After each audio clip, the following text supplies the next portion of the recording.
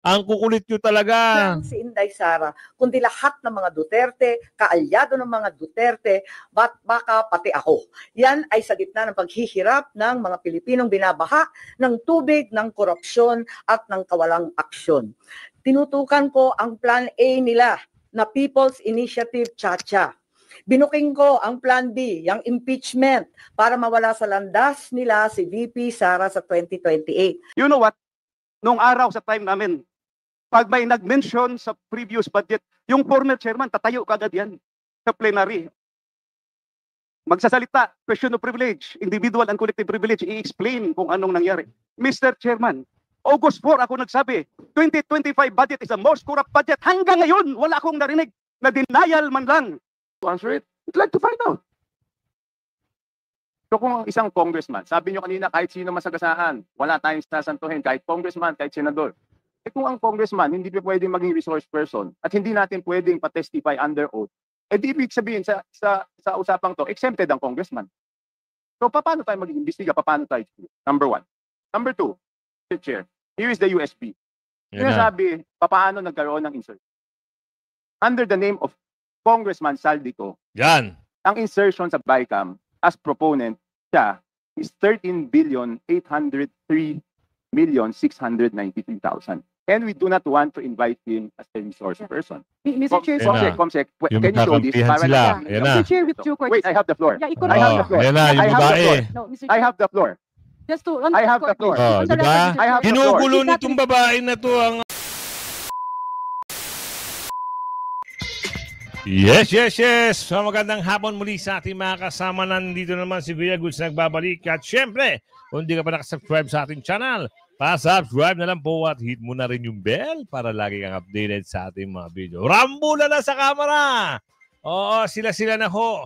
Nagbabatuhan ng baho. Ito ho ang makikita natin at birahe.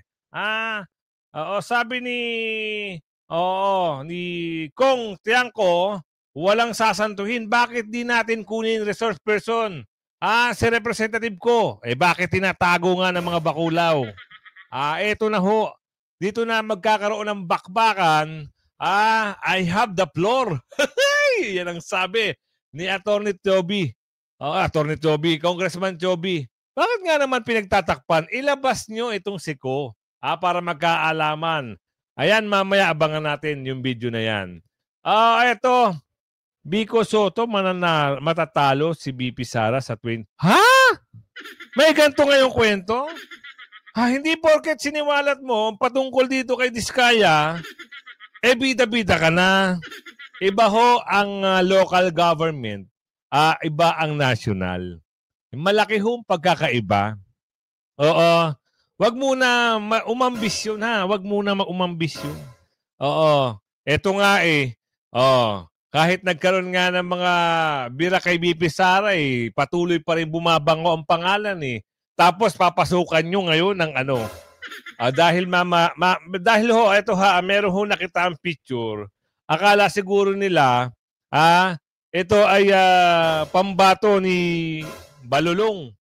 Kahit ipambato nyo ho itong mama na ito, magaling ka, oo. Given na yon sa mga taga-Pasig.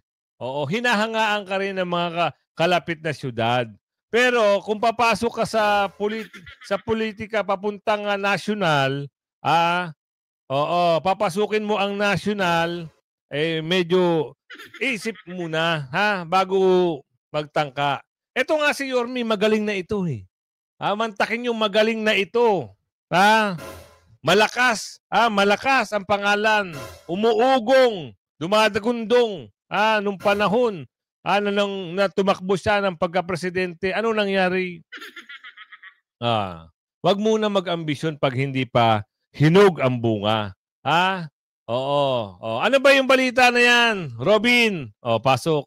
Mayor Vico Soto, posibleng maging katapat ni Vice President Sara sa 2028 presidential elections. Ganun? Ayon kasi sa The Manila Times, lumabas sa isang survey ng Tangere na si Pasig City Mayor Vico Soto ay nakikitang isa sa mga posibleng malakas na katunggali ni Vice President Sara Duterte sa darating na halalan 2028. Kung siya Eto na tayo eh.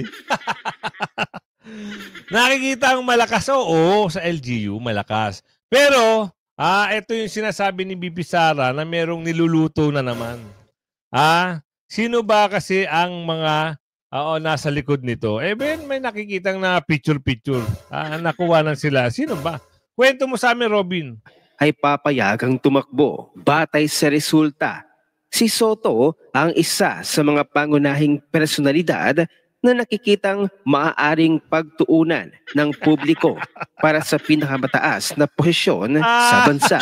Mula pa noong 2022, nananatiling tahimik si Vico Soto sa maraming isyong pambansa. Ngunit kamakailan ay mas naging aktibo siya sa pagbibigay ng pahayag tungkol sa pamamahala at pananagutan. Para sa Wait ilang lang ibibigay ko lang sa inyo yung usapin patungkol na siniwalat na ni BP Sara yan. Yan mga flood control na yan. Matagal na yan. Oo. Actually, si Tatay Digong pa nga 2016 pa rin sinabi ni Tatay Digong yan. Oo. Ang number one na kuraktor. Kurakot, DPWH. Kuya, gusto to yan. Sinabi ni Tatay Digong, nasa video yan. Hindi tayo nag-iimbento rito. Sinabi ni Tatay Digong yan, noon pa. Wala pa siya sa Dahig. 2016 pa. Oo, paano mo nalaman? Ito nga, ibibigay ko nga sa inyo eh. Yung video. Para malaman nyo na hindi tayo dito nag-fake news. Ito. Tapos ibabalik natin ditong slide sa usapin diyan kay Robin. Ano sabi rito? We are still investigating DPWH. Ang DPWH, ang pinaka-racket dyan is yung Ghost Project. So walang delivery Ghost Project. Marami yan. Karamihan yan, it's the regional director. Ipapalabas nila na may project ito, but wala. So the best way is to conduct an audit of those projects to determine if they are ghost projects or not. And I think they are plenty. I really intend to clean government. At least kung hindi ko kaya, minus-minusan ang kurakot sa gobyerno. Next week. Ano? Diba? Sinabi niya yan. 2016 pa. Sabihin nyo naman, fake news tayo. Nasa video. Sino ba nagsasalita? At ito, nasabi rin ni BP Sara yan. Siniwalat niya na yan noon pa. Wala sa kanyang sumuporta. Tapos ito, bida-bida. Nakatulong. May nagsasabi kasing pambato, panglabang kay BP Sara. Umugong lang sila. Nang nagkalintik-lintik na. Bakit? Merong in-expose eh. Umugong ang pangalan. Dahil kanino? Kay Mayor Magalong. Sinigundahan nino? Ni Senador Lacson. Pumangatlo kasi nga nagulat siya sa kaba ng yaman ng mga katunggali niya. Buti na lang hindi nanalo yung kalaban nito, siya pa rin na nanalo. Ayun, dire-diretso sa banga ngayon ng Diskaya. Ang katunayan pa yan, pinasok na ng BOC, ni-raid ang bahay. Di ba? Ni-raid ang bahay. Pero kung sasabihin na malakas at ipantatapat kay BP Sara, sabi nga sa inyo, isipin muna mabuti. Hindi ganoon ang national sa local. Ang local, ilang daan libo lang yan. Meron nga dyan, parang 39,000 lang sa isang city. Sabihin natin pinakamarami, mga 200,000. Hindi kagaya ng national, milyon ang usapan. Hindi naman siya kilala sa may Mindanao eh. May kaapelido siya. May kaapelido siya. Pero artista yung mga yun. Tsaka isang senador. Pero ilalaban, ito ngang tsuhin eh. Hindi nga pwedeng tumapat O, di ba? Tumakbo ba yung pagka-vice? Hindi ko lang sure, ha? O, yung tsuhin. O, ano nangyayari? Di ba? Malabo sa malayo, ang pwedeng kahantungan. O, magpapahinog pa ng gusto. Kaso, eto, ang tanong. Pag nagpahinog to ng gusto, oo, may nahihinog din sa Maynila. Hinog na nga yun eh. Kaso nga lang, andito pa si BP Sara. Wala pa. Hindi pa sila PPD. Basta andito ang mga Duterte, malabo sa malabo. Kuya Goods, bakit? Eto, bibigyan ko kayo ng slide na naman. Dahil gustong-gusto ng tao ang mga Duterte. Lalong-lalo na sa Davao. Bakit nila hinahanap ang mga Duterte? Bakit? Kasi, eto, sagot dyan. Duterte lagi ang nananalo sa Davao. Kasi mahal siya ng tao. Kasi nakikita nila yung improvement ng Davao City. Oo. Hindi lang ng Davao City, buong Pilipinas. Marami po natulong si President Duterte po dito sa amin at isa din po siyang scholar ni former President Duterte. Marami siyang nagawa sa Davao pag mayor niya. Mabait talaga sila, ma'am. Wala talaga silang pagkukulang po sa amin dito sa Davao po. Tama! Sa akin lang, ma'am, mas matatanggap namin siguro, bisag kamote, matanggap namin kahit hindi na siya magpolitiko, basta makauwi na siya ng Davao. Yun. Di ba? Yan ang sagot. Oo, hindi tayo gumagawa ng kwento. Kaya mahal ng sambayan ng Pilipino ang mga Duterte kasi tunay sila sa tao. Meron pa, baka pakita ko pa sa inyo, yung sinisilip ni Atras, yung flood control ni Pulong.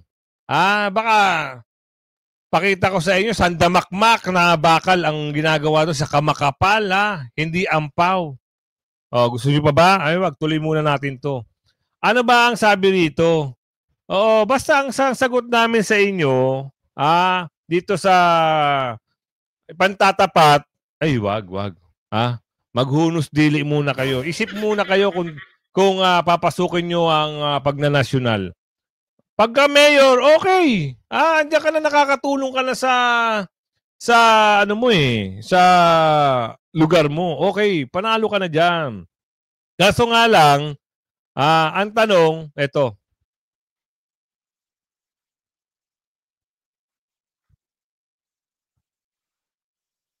Yun. Diba?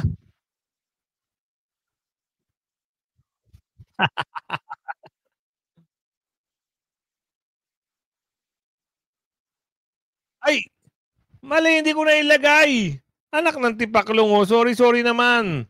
Hindi ko na ilagay. Oo, yung tinanong kanina, ito sagot. Ng publiko para sa pinakamataas na posisyon sa bansa. Yun, naghahangad pa ng pinakamataas na posisyon sa bansa. Pero, ang sagot doon, malayo pa. Kumbaga sa mula Apari hanggang Hulo. Nasa Hulo, nasa Luzon pa lang, Maynila. Hindi pa papunta ng Apari. Malayo pa. Hindi kagaya si BP Sara, all over the Philippines, tumawid ng ibang bansa sa mga OFW nating kababayan. Mahal na mahal siya ng ating kababayan. Doon na lang malaking gap yun. Mula pa noong 2022, nananatiling tahimik si Vico Soto sa maraming isyong pambansa. Ngunit kamakailan ay mas naging aktibo siya sa pagbibigay ng pahayag tungkol sa pamamahala at pananagutan. Para sa ilang tagamasid, ito'y maaaring bahagi ng mas malawak na paghanda para sa mas mataas na papel sa politika. Ayon sa mga eksperto, maaga pa para sabihing tiyak ang laban, subalit malinaw na nagpapakita ang survey ng interes ng publiko. Ito na lang, kahit hawakan pa ito ni Tambalulong at ito ay itandem kay Tambalulong, walang kakauning bigas ito. Subukan natin. Malalaman natin sa 2028. Naku, ito. Ano ba ito ngayon? Meron ako nababalitaan. Binuking ni Senator Amy Marcos itong planong ipasok si nangingitim sa ombudsman para ipakulong si BP Sara. Si BP Sara ipapakulong nyo? Yan talaga ang plano nyo, Ayaw nyo magsitigil, Ayaw nyo maglubay, Ang kukulit nyo talaga. lang si Inday Sara, kundi lahat ng mga Duterte, kaalyado ng mga Duterte, baka pati ako. Yan ay sa gitna ng paghihirap ng mga Pilipinong binabaha ng tubig, ng korupsyon at ng kawalang aksyon. Tinutukan ko ang Plan A nila na People's Initiative Chacha. Binuking ko ang Plan B, yung impeachment, para mawala sa landas nila si VP Sara sa 2028. Ngayon, nasa Plan C na po tayo, sa Ombudsman naman. Naunpay, nakita ko na, kaya ako nagsampa ng kaso nung May 2, nandun ako sa Ombudsman. Kung hindi kayo titigil sa pamumulitika, mag-asaran tayo. Yan. Hindi ko rin kayo tatantanan. Ayos yan. Para kayong mga kabayong na tapalodo sa 2028, 2026 pa lang ngayon. Tama. Napapabayaan nyo ang bayan sa kakaisip ng ambisyon at paraan paano nyo buburahin ang mga nakaharang sa mga maiitim ninyong plano. Yun. Nasa 2028 na kayo. 2026 pa lang. Paano makakaligtas at mabubuhay ang Pilipino 2026, 2027? Paano makakaraos? Hindi sila tulad ng mga buhaya na kaya sa lupa at lumalangoy sa baha, walang pakialam. Ngayon, ang OMB, Bantayog ng Katwiran, para sa mga lingkod bayan. Pati ba naman yan? Gusto ninyong baluktutin. Habang nagsusumikap ang lahat ng tapat, habang ang lahat ng Pilipino ay galit dahil gustong makakita ng tuwid, habang pilit naming nire-reband na tuwid ang sistema, eto kayo at pilit nyong kinukulot, binabaluktot, ginugulo. Ang OMB ay opisina, hindi parlor. Tigilan nyo yan. Ang mensahe ko naman kay bagong Deputy OIC Ombudsman, Vargas, ay simple lamang. Di ba sabi ko nga sa inyo si Vargas, si Dante Vargas, pero huwag kayong mag-alala. Si Dante Vargas ay inappoint yan ni Tatay Digong sa Cebu. Kaya relax lang kayo. hindi yan katulad ni nangingitim. Hindi yan katulad ni nangingitim. Kita nyo nga, akala natin si Ombudsman Martires kakampi ng mga Bakulaw. Hindi, di ba? Kasi si Martires ay na-appoint din ni Tatay Digong yan. Siyempre, alam mo naman. At siyempre, mababait kasi ang Duterte. Pinupolitika lang ng mga bakulang. O kagaya sabi ni Ate Amy, balak na lang ipakulong si VP Sara. At ito na, kasama na raw siya sa ipapakulong. Kung nayayanig ka na sa pressure, isabuhay mo na lang ang sikat ng kanta ni April Boy Regino. Kapag nariyan na ang suhol, itaas mo ang iyong dalawang kamay ng ganito at sabihin, hindi ko kayang tanggapin. Wala lang. Naloloka na ako. Joker ka, mama. Joke ba yun? Eto na. Woo! Dahil sa kakapalan ng pes, sa pag-amin mo, diba, in-interview ka, diba? Nag-ipa-interview ka. Doon mo nasabi na bilyon-bilyon sa DPW isang kinikita. Nagpakita ka pa ng mga magagarang sasakyan. Ito na ngayon, lumabas na. Expose. Pinasok ngayon ng iba pang susunod na sa malawak korupsyon. Ano ba ito? Yung BOC, ay papakita ko sa inyo yung BOC na pinasok na yung bahay para, ano ba gagawin? Kukumpiskahin na ba yan o pagbabayarin ng tamang buwis? Pero kung may makita kayong hindi binayad na tamang buwis, gayahin yung ginawa ni Tatay Digong. Ipakumpiska at ipitin ng crane. Ay crane ng ano ba tawag yun? Ng traktor, ano ba yun? Di ba? Inipit ng pison. Di ba? Gano'n kagaling ang Duterte. Pag mga illegal o mga smuggle car, hindi naman natin sinasabing smuggle ito. Pero, iimbestigahan pa. Pero kung mapasok lang natin yung dating ginagawa ni Tatay Digong, mga smuggle car na hindi binabayaran ng buwis, ayun, pinaipit sa pison. Wasak. Hindi nang hinayang. Kasi hindi siya dorobo. Yung mga dorobo nanghihinayang, bakit daw inipit? Sayang naman. Tipaklong kayo.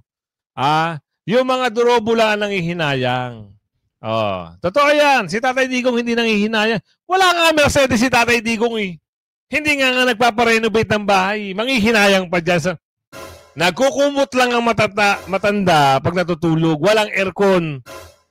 Diba? Ganun ang mga Duterte. Kaya hindi nyo kayang tanggapin. O, nung panahon ni Tatay Digong, hindi kayo nakapagnakaw. Madrobo. Kasi bawal. Ay Tatay Digong ang magnanakaw. Hindi pwede. Ang magnanakaw sa alis. Mag-resign ka. O hindi, tatanggalin ka. O, eto sila bumawi. Totoo yan.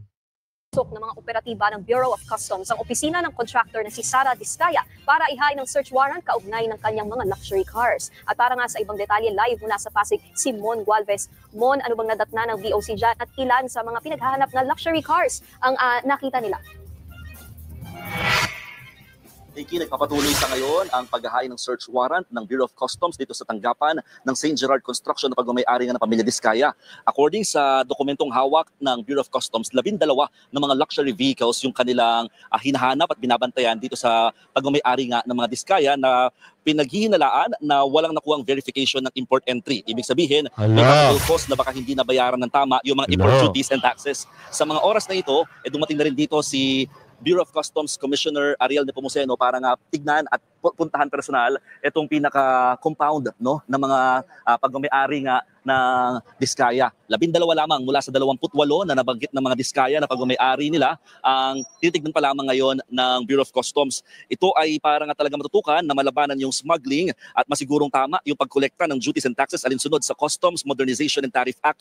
Sabi ng Bureau of Customs, 2 beses na daw nag-attempt kagabi ang kanilang mga tauhan sa paghahain ng search warrant pero hindi ito natuloy at nagpatupad na lamang ng maximum tolerance kaya pinagpaliban at itinuloy na lamang ngayong umaga. Nakabantay sarado rin dito ang iba't ibang mga tauhan ng Highway Patrol Group ng PNP, ng Philippine National Police, ng Philippine Coast Guard at syempre ng Customs Police. Nikki. Mon, ano rin bang nagtulak sa Customs para inspeksyonin na nga itong mga sasakyan ng mga Diskaya? Tama ba na rehistrado rin itong mga sa LTO kahit pa iniimbestigahan nga ng BOC? Yun nga, yung sabi natin kanina, Nikki, 12 sa hawak na dokumento ng Bureau of Customs, meron daw na nalaman sila na walang nakuwang verification ng import entry. Ito yung 12 luxury vehicles na posibleng probable cause na baka hindi nga raw nabayaran ng tama yung mga import duties and taxes. So yung in relation sa mga registration sa LTO, that we will find out after ng ginagawa pa rin nila ngayon na search warrant dito nga sa loob ng compound ng St. Gerard Construction. Nikki. And Mon, ilan ba dun sa mga pinaghahanap nila na 12 ang nakita nila?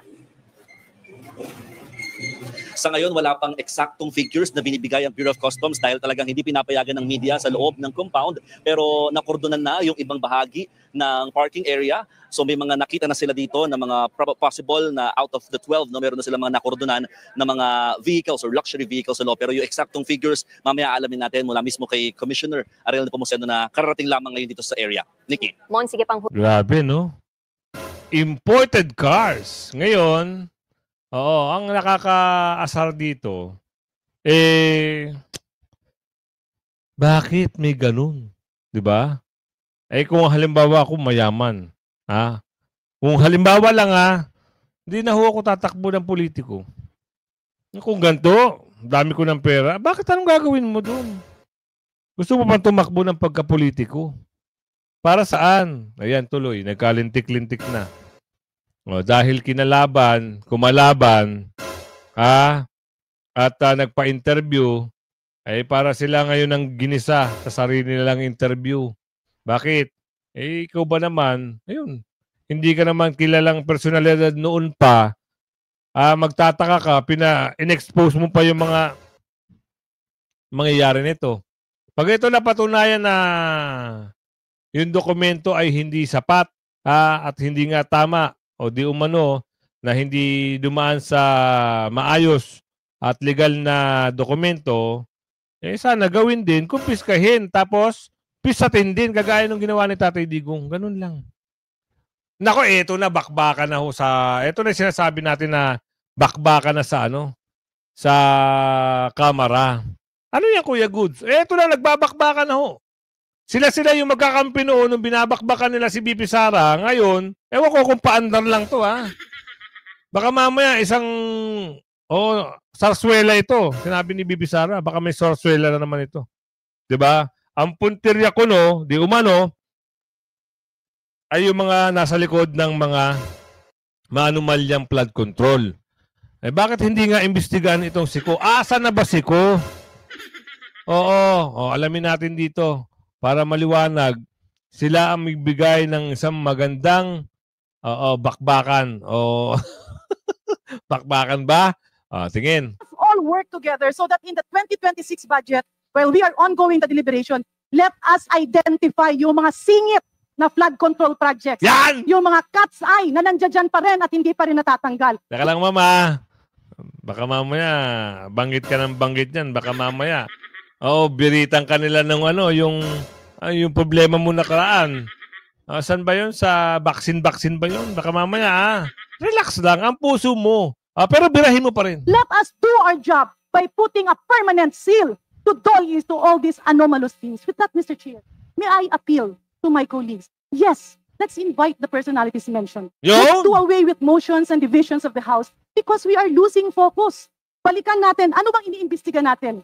Na mapunta ang pera ng taong bayan sa tamang proyekto. Tama. Na mapuntahan ang investigasyon sa dapat na mga baguhin, that we have a new secretary, that we will be helping him, maybe put everything in place, all the safety measures, at yung mga admin orders, executive orders na nandiyan dyan, tanggalin na natin while we are all here. So again, Mr. Chair, may I repeat my appeal. The focus of our investigation is to nip the bud, putulin ang ugat para hindi na ulit tumubo. And with that, Mr. Chair, let's move forward to the interpellators that have signified their intention to ask questions. And I believe the Honorable Erice, as I earlier talked to him, is amenable to inviting a colleague. Kung hindi dumating, then let's discuss that. But is that the solution? Pag hindi umatin, bigyan ng supena, warrant, kagaya kay Senator Marcoleta. Ganon. Because any member of Congress will change. Any committee chairman will change. But if the root of the cause of all of this will not be nipped, paulit-ulit pa rin. Nasasaktan yung katabi mo, te. Bakit daw nagpaparinig ka? Yung root ng korupsyon. Nangyayari. Congressman Chanco din na Congresswoman. Mr. Chair, yun na nga ang problema, no? Nung unang ginawa to, I was against it. How can we investigate ourselves? That is the primary question. So kung ang isang congressman, sabi nyo kanina kahit sino masagasaan, wala tayong sasantuhin, kahit congressman, kahit senador. Kung ang congressman hindi pa pwedeng maging resource person at hindi natin pwedeng pa-testify under oath, di ibig sabihin sa usapang to, exempted ang congressman. Tama. So paano tayo mag-iimbestiga? Paano tayo? Number one. Number two, Mr. Chair, here is the USB. Sinasabi, paano nagkaroon ng insert? Under the name of Congressman Saldico, ang insertion sa BICAM as proponent siya is 13,803,000,000. Ito na, mukhang malalaglag na si Saldico rito. Mukhang ito na yung USB na binigay ni inabot ni Bungit-ngit kay Senador Marcoleta para makatulong daw sa investigasyon. Leakage ba? O talagang pinunteriya na may masasagasaan talaga na pangalan dito. Ang problema, bakit si Saldico lang? Yan ang tanong ng ating kababayan. Hindi ba kasali yung isa, yung si Sanpit? Ha? Nako. Pag si Saldico lang ang naipit dito, kakanta ito. Baka siya na nga. Baka ganun din ang gawin ni Saldico dito, di umano. 693,000. And we do not want to invite him as a resource person. Mr. Chair, sorry. Comsec, can you show this? Para lang sabihin hindi Mr. Chair, with due courtesy. Wait, I have the floor. Yeah, I have the floor. I have the floor. No, Mr. Chair. I have the floor. Just to, on the record, on the record, Mr. Chair. I have the floor. We did not refuse to invite. I have the floor. Suspend. Motion to suspend. Mr. Yet another motion to Kita nyo, hindi pa tapos. Bakit pinipigilan hawak-hawak yung USB? Bakit dagbong nga kagad itong babae? Diba? Kung laman ng USB na yun yung mga nasasangkot, bakit hindi? Bakit ganun? Anak ng tipaklong. Ipakita kung si papakita. Malaman kung malaman. Mabuking kung mabuking. Ganun lang kasimple. Diba? Tuloy. Suspend as soon as they resumed the hearing therein to the anomalous. Nasuspend pa. Tuloy. Congressman Benny Abante objected to the motion of Congressman Erice. The motion was supposed to invite Congressman Zaldico, the chairman of the Appropriations Committee in the 19th Congress, and also former Senator Grace Poe. Congressman Abante objected to that. Bakit ka nag-object?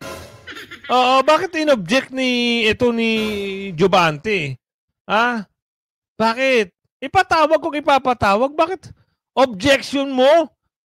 Yun nga yung nabibigay ng USB. May pangalan. Anak ng tipaklong naman, Bakit? And as soon as he objected, Congresswoman Janet Garin called for a suspension of the hearing. And as soon as they resumed the hearing, we all saw Congressman Janet Garin there speaking. We just caught a bit or the tail end of what she was saying. She was underscoring the importance of the hearing to nip it in the bud, those practices that have led Ang mahirap, mga kasama. Yung mga gantong usapin, sukol na, may abogado pa. May nag-aabogado pa. Diba? Tama. Sino-sino yung mga nag-aabogado? Sila-sila rin. Kaya napakahirap pag sila-sila mag-iimbestiga. Dahil itong si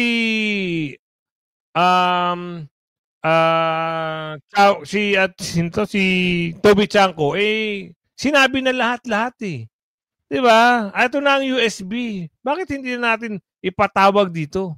Merong may abogadong nasa Gedli. Object ng object. Clash in the house. Ito na sinasabi ko, bardagulan sa house, diba? Ito pa.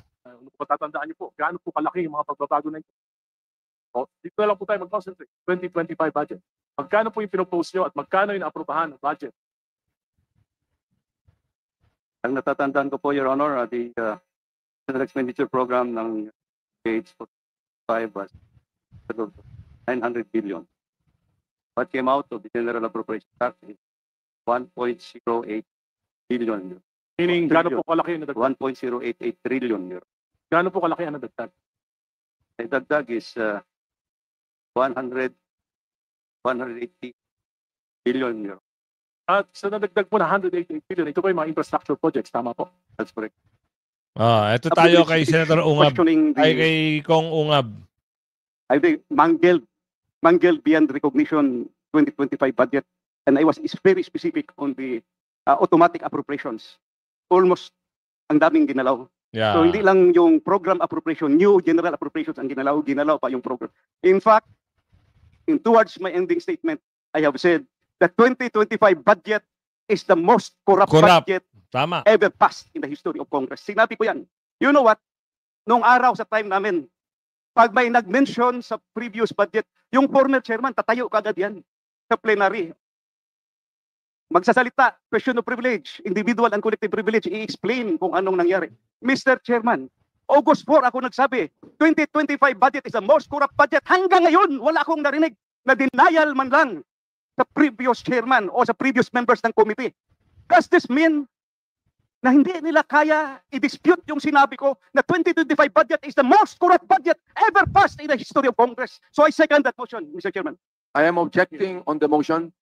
I am objecting on the motion. Chairman, I would like to know the reason why, because I would like to find out if they would... Ang ka na naman! Nanalo ka ba? Panalo ka ba? Object na ka ng tipakulong naman talaga. Hindi ka naman nanalo Bira ka ng bira sino bang nagsabing nanalo ka? Invite them here. Are they resource speakers or they are members of the House of Representatives? Are we going to ask them questions? Are they going to answer it? We'd like to find out. So kung isang congressman, sabi nyo kanina kahit sino masagasaan, wala tayong sasantuhin, kahit congressman, kahit senador. Kung ang congressman hindi pa pwedeng maging resource person at hindi natin pwedeng pa-testify under oath, di ibig sabihin sa usapang to, exempted ang congressman. So paano tayo mag-iimbestiga? Paano tayo? Number one. Number two, Mr. Chair, here is the USB. Sinasabi, paano nagkaroon ng insert? Under the name of Congressman Zaldico. Yan. Ang insertion sa BICAM as proponent siya is 13,803,693,000. And we do not want to invite him as a resource person. Mr. Chair, Comsec, can you show this? Mr. Chair, with due courtesy. Wait, I have the floor. Yeah, I have the floor. Ayan na, yung babae. No, Mr. I have the floor. Just to, I have the floor. Oh, di ba? I have the floor. Ginugulo nitong babae na to ang ano eh.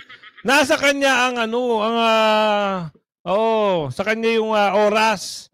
Pero ito ginugulo kasi nga inobject na nila na ipatawag ito si bakit ayaw niya ipatawag? Andyan yung USB. 'Di ba? O kaya kung umabot ka sa video natin, hanggang sa muli, paki-like and share. Bye-bye. Bye-bye.